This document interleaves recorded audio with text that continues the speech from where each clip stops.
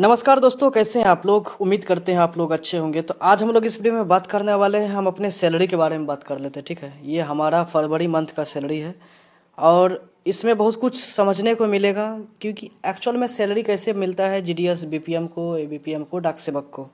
ठीक है, सबका इस तरह का ही पे स्लिप बन के आता है। आप अपने हेड ऑफिस में कांटेक्ट करके ये पे स्लिप मंगवा सकते हो, या फिर अकाउंट ब्रांच में जा कर के ये पे स्लिप आपको मिल जाएगा, या फिर पीडीएफ में किसी ग्रुप जनरल ऑफिस के किसी भी ग्रुप में बोलोगे तो वो लोग दे सकता है जिसके पास होगा। तो यहाँ पे देखिए मेरा नाम है, ये फरवरी मंथ का मेरा सैलरी है और मेरा टोटल 4 इंक्रीमेंट लग गया है, इसीलिए मेरा 13,530 रुपया मेरा बेसिक टीआरसीए है। डियरनेस अलाउंस अभी 53% चल रहा है, तो उसके हिसाब से 7,171 रुपया डीए हुआ। ऑफिस मेंटेनेंस अलाउंस अभी 500 रुपया मिलता है, क्योंकि हमारा ऑफिस स्टैंडर्ड ऑफिस है। स्टैंडर्ड कहने का मतलब होता है कि एक स्टैंडर्ड फॉर्मेट होता है, जिसमें 10x10 रूम होना चाहिए, इलेक्ट्रिसिटी, टेबल चेयर ये सब होना चाहिए, अच्छे कंडीशन में होना चाहिए ऑफिस, तब उसको जा करके स्टैंडर्ड ऑफिस मानते हैं।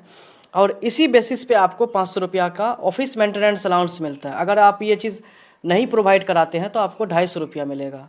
पहला कुछ महीना हमको 250 रुपया ही मिला था, फिर उसके बाद इन्हांसमेंट कराने के लिए 250 से 500 रुपया कराने के लिए एक एप्लीकेशन लिखे थे, तो उसके बाद से मेरा 500 रुपया अप्रूव हो गया। ठीक है, और एरियर यहाँ पे देखिए 2,051 रुपया एरियर है, माइनस में है।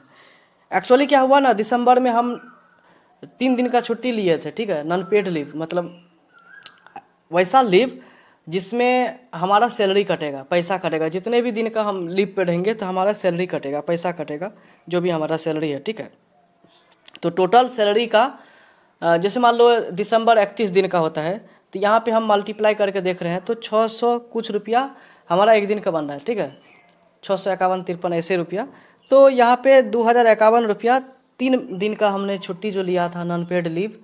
पेड लीव तो 20 मिलता है एक साल में, 6 महीना पे 10 डेज़ का पेड लीव मिलता है।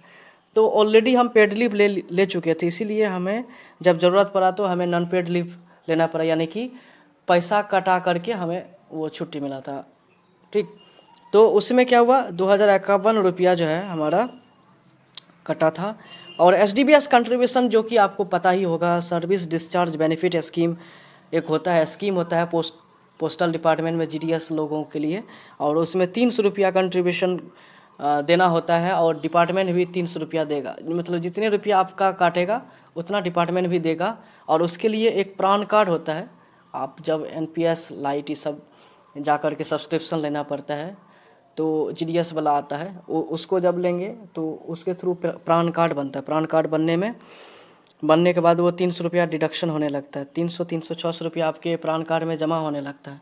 जब आपका रिटायरमेंट हो, चाहे आपका प्रमोशन हो जाए, या फिर दूसरे डिपार्टमेंट में चले जाए, रेजिग्नेशन हो जाए, तो उस केस में आपका वो सारा पैसा जो जमा हुआ था ड्यूरिंग योर सर्विस पीरियड, तो वो पैसा आपको मिल जाएगा। फिर हमारा पीएलआई किया हुआ था 895 रुपया का, उसका कट जाता है। Extra departmental general insurance scheme होता है, 50 रुपया उसमें कटता है। जब जीडीएस लोग बीमार पड़ जाता है, एक्सपायर हो जाते हैं, तो वो सब पैसा उधर से मिलता है। टैक्स 130 रुपया कटता है, यूनियन में 30 रुपया कटता है। ठीक है, हम एक यूनियन में है और उसका 30 रुपया कटता है। अभी सारे यूनियन का प्राइस लगभग एक ही हो गया है। यूनियन में रहने का फ़ायदा घाटा सब कुछ होता है। फ़ायदा भी हो सकता है, मतलब आप सबके नज़र में रहेंगे, कुछ प्रॉब्लम आता है तो वो लोग सॉल्व कर सकते हैं। ठीक, मीटिंग में जाइएगा, एक अलग ही पहचान बन जाता है। और अब नहीं भी फ़ायदा होता है, मान लो कोई प्रॉब्लम आया तो कुछ यूनियन मेंबर्स जो है वो लोग ध्यान भी नहीं देता, इन सब चीज़ों पे सॉल्व नहीं करेगा, तो कोई या तो फ़ायदा है या फिर नहीं फ़ायदा है। तो आपका इच्छा है, आप यूनियन में ज्वाइन करेंगे तो 30 रुपया कटवाना पड़ेगा।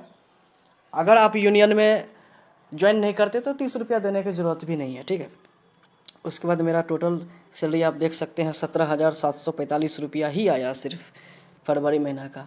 ठीक, ये हमारा जो सैलरी है, जो कि हमारा एक फ़िक्स अमाउंट है, इतना आता है। अगर हमारा ये नहीं कटता 2,051 रुपया तो हमारा ज़्यादा हो जाता। ठीक, तो ये सब चीज़ है।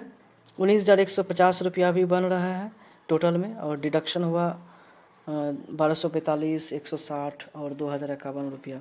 तो सब डिडक्शन होने के बाद 17,745 रुपया ये हमारा ग्रॉस इनकम हो गया 2025 फरवरी का। हाँ, इसका मतलब ये नहीं कि सिर्फ इतना ही इनकम होता है जीडीएस में, आप डिमोटिवेट हो जाएंगे कि बहुत कम तो सैलरी है, ज्वाइन करके क्या करेंगे।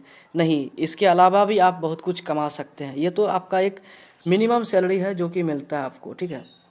उसके अलावा डिपार्टमेंट ऑफ पोस्ट में जो आप जीडीएस सेक्शन में है, चाहे आप बीपीएम हो एबीपीएम हो, वो लोग कमीशन उसको मिलता है, ठीक है। जब आप आरपीएलआई पीएलआई करके देंगे तो उसका कमीशन मिलता है डिपार्टमेंट की तरफ से। जब आप फिक्स करेंगे उसका कमीशन मिलेगा।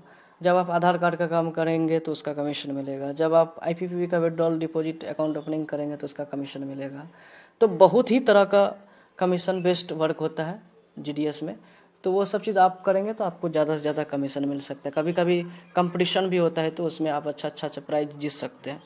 तो ये तो आपका ओवरऑल इनकम की बात बता दिए कि इस तरह से इनकम होता है। जब आप जीडीएस ज्वाइन करेंगे तो धीरे धीरे आपका सैलरी बढ़ेगा। तीन साल पे आप प्रमोशनल एग्जाम दे सकते हैं एमटीएस का। सालाना 3 बार मान लो सैलरी बढ़ता है, 2 बार डीए बढ़ेगा, एक बार जनवरी में, एक बार जून जुलाई में बढ़ता है, ठीक है। तो इम्प्लीमेंट होता है मार्च में, एक इम्प्लीमेंट होता है अक्टूबर में, दशहरा दिवाली के समय। और दिवाली बोनस मिलता है एक साल, हर साल दिवाली बोनस मिलेगा 13,816 रुपये, ठीक। तो ये सब चीज़ें इस तरह से आप पैसा कमा सकते हैं इंडिया पोस्ट में, ठीक। 2 बार डीए बढ़ेगा, एक बार जनवरी में, एक बार जून जुलाई में। उसके बाद 3% का एनुअल इंक्रीमेंट लगता है। ये सब चीज़ है और इसके थ्रू आप पैसा कमा सकते हैं। आज का वीडियो यहीं ख़त्म करते हैं। नमस्कार।